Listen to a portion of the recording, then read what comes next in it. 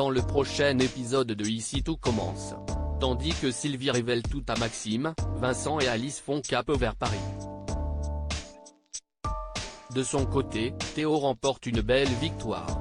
Attention, les paragraphes qui suivent contiennent des spoilers sur l'épisode d'Ici tout commence diffusé demain soir sur TF1.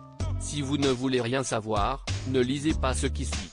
Mercredi 28 juillet dans Ici tout commence. Sylvie révèle tout à Maxime et à la suite de leur séparation, Maxime rend visite à Salomé pour tenter de la faire revenir sur sa décision. S'il affirme avoir tout simplement agi par amour pour elle, la jeune femme ne supporte plus quant à elle que son entourage fasse les choses à sa place. Elle a beau être à deux doigts de retrouver son père, Salomé s'en moque et déchire la lettre de Roméo puis ordonne à Maxime de la laisser tranquille. De retour à la Gardiane, le fils Delcourt raconte tout à Mehdi et Hortense. Cette dernière l'encourage alors à se battre en découvrant l'identité de Roméo, certaine que Salomé verra bien qu'il a fait cela par amour. Pendant ce temps, Salomé se confie à Laetitia et Kelly sur sa rupture avec Maxime. Même si le sujet est sensible, l'adolescente estime que sa tante est particulièrement dure avec lui, d'autant plus qu'il n'a rien à voir avec Louis. Tandis qu'elle l'enjoint à lui parler pour arranger les choses, Salomé le prend mal et préfère s'en aller. De son côté, Maxime finit par avouer à Sylvie avoir fouillé dans ses affaires et avoir lu les lettres de Roméo. Il insiste bien pour qu'elle lui révèle l'identité de son amant mais elle le somme de se taire. Lorsque François fait irruption, il demande à sa femme et son stagiaire de se remettre immédiatement au travail. Plus tard, François questionne sa femme sur ce qu'il s'est passé avec Maxime et elle prétend que le jeune homme lui parlait tout simplement des réservations qu'il a reçues. Cependant, François a du mal à la croire et la prévient qu'il refuse que Salomé remette les pieds ici après l'avoir accusé d'être un assassin. Ne supportant plus le côté fouineur de Maxime, il a par ailleurs bien l'intention de le mettre à la porte lui aussi. Il se rend alors en cuisine et exige que son frère vire les stagiaires en prétextant que les plats sont beaucoup trop prétentieux pour leur clientèle. Contre toute attente, Pierre s'y oppose puis ajoute que dans sa cuisine, c'est lui qui décide avec qui travailler. L'instant qui suit, François s'emporte et l'accable de reproches.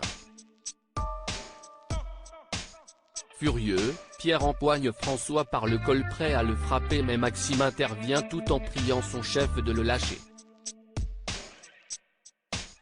En fin de journée, Maxime menace Sylvie de tout dire à François si elle ne lui donne pas le nom du père de Salomé.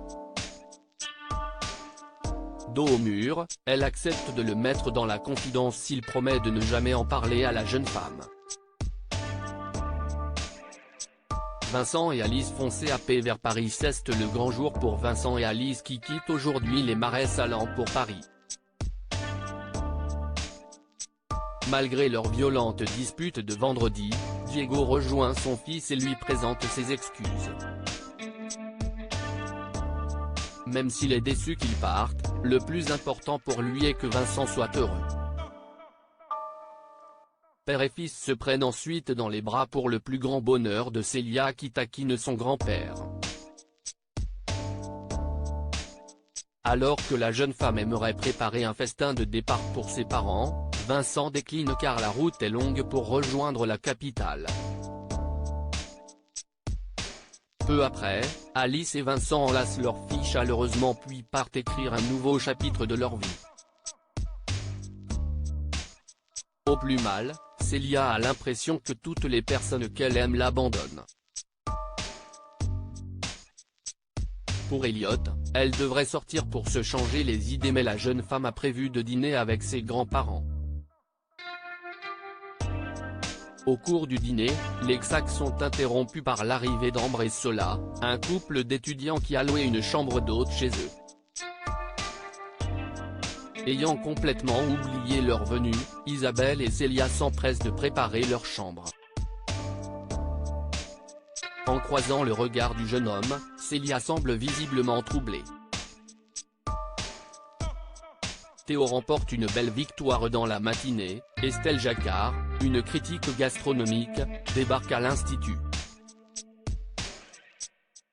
Si Tessier pense qu'elle est venue déjeuner au Doubla, la journaliste est en réalité là pour le restaurant éphémère de Théo.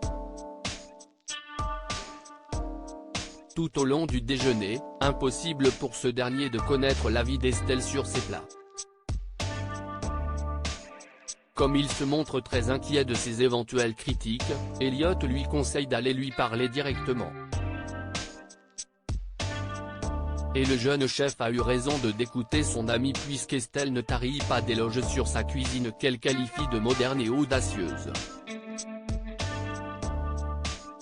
À la suite de son repas, Estelle a publié un article élogieux sur le pop-up de Théo dans lequel elle écrit que le chef Tessier dépoussière la gastronomie Armand et qu'il éclipse très clairement le Doubla qui semble déserté par les clients. Furieux, Emmanuel ordonne à Louis de remettre la carte au goût du jour et menace de le virer s'il ne crée pas l'événement. Plus tard, Louis pointe du doigt le manque d'implication de sa brigade. Excédé par sa mauvaise foi, Greg lance qu'il ne sera jamais au niveau de son père avant de démissionner.